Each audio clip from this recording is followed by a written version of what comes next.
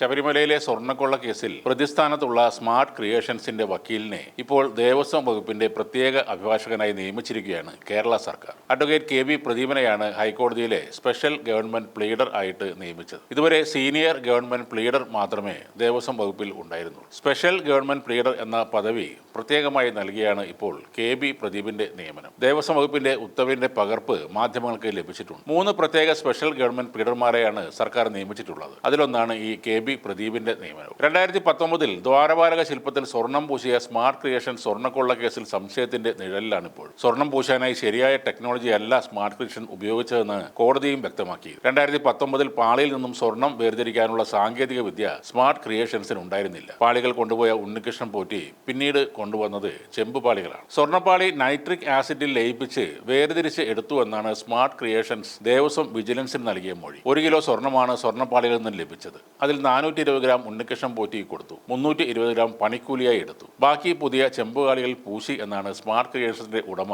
പങ്കജ് ഭണ്ഡാരി അന്ന് മൊഴി നൽകിയിരുന്നത്. ഈ സ്ഥാപനത്തിന്റെ അഡ്വക്കേറ്റിനെയാണ് സർക്കാർ ദേവസ്വം വകുപ്പിന്റെ അഭിഭാഷകനായി ഇപ്പോൾ നിയമനം നൽകിയിരിക്കുന്നത്. ശബരിമലയിലെ സ്വർണ്ണക്കൊള്ള കഴിഞ്ഞ നിയമസഭാ ഇലക്ഷനിൽ വലിയൊരു വിഷയമായിട്ടാണ് കോൺഗ്രസ് ഉയർത്തിക്കാണിച്ചത്. സ്വർണം കെട്ടത് ആരപ്പ എന്ന പേരിൽ ഇറക്കിയ പാരഡി ഗാനവും ഏറെ ശ്രദ്ധ നേടിയത്. അതേ കോൺഗ്രസുകാർ തന്നെയാണ് ഇപ്പോൾ സ്മാർട്ട് ക്രിയേഷൻസിന്റെ വക്കീലായിരുന്ന ഒരാളെ ദേവസ്വത്തിന് വേണ്ടി കൊണ്ടുവരുന്നത്. നേരത്തെ CPM ആരോപിച്ച പോലെ സോണിയാഗാന്ധി അടക്കമുള്ള നേതാക്കളുടെ പങ്ക് ഒളിപ്പിച്ചു വെക്കാനാണോ ഈ നീക്കം എന്ന സംശയം സ്വാഭാവികമായും ഉയർന്നേക്കാം. നേരത്തെ ശബരിമല സ്വർണ്ണക്കൊള്ള കേസിൽ സോണിയാഗാന്ധിയുടെ വീട്ടിൽ റെയ്ഡ് നടത്തി അവരെ അറസ്റ്റ് ചെയ്യണമെന്ന് മുൻ മന്ത്രി വി ശിവൻകുട്ടി പറഞ്ഞിരുന്നു. സോണിയാഗാന്ധിയുടെ വീട് റെയ്ഡ് ചെയ്യണം, അവരുടെ വീട്ടിൽ സ്വർണ്ണമുണ്ട്. സോണിയാഗാന്ധിയുടെ വീട്ടിൽ പോറ്റി 2 തവണ പോയിട്ടുണ്ട്, അവരുടെ കയ്യിൽ സ്വർണം കൊടുത്തിട്ടുമുണ്ട്. അത് എവിടുത്തെ സ്വർണം ആണെന്ന് അവർ പറയണമെന്നും ശിവൻകുട്ടി ചോദിച്ചിരുന്നു. ഇപ്പോഴത്തെ ഈ നീക്കങ്ങൾ വെച്ച് നോക്കിയാൽ ശബരിമല അമ്പലം കൊള്ളയടിച്ചവർ തന്നെയാണ് ഇന്ന് കേരളം ഭരിക്കുന്നത് എന്നുകൂടി വേണം കരുതാൻ. അധികാരത്തിലെത്താൻ വേണ്ടി കുറെ നുണകൾ പറഞ്ഞു നടന്നു. ഇപ്പോൾ അധികാരം കിട്ടിയപ്പോൾ നേരത്തെ പ്രതിസ്ഥാനത്ത് നിന്നവരുമായി ബന്ധമുള്ളവരെ കൂടെ കൂട്ടുകയാണ്.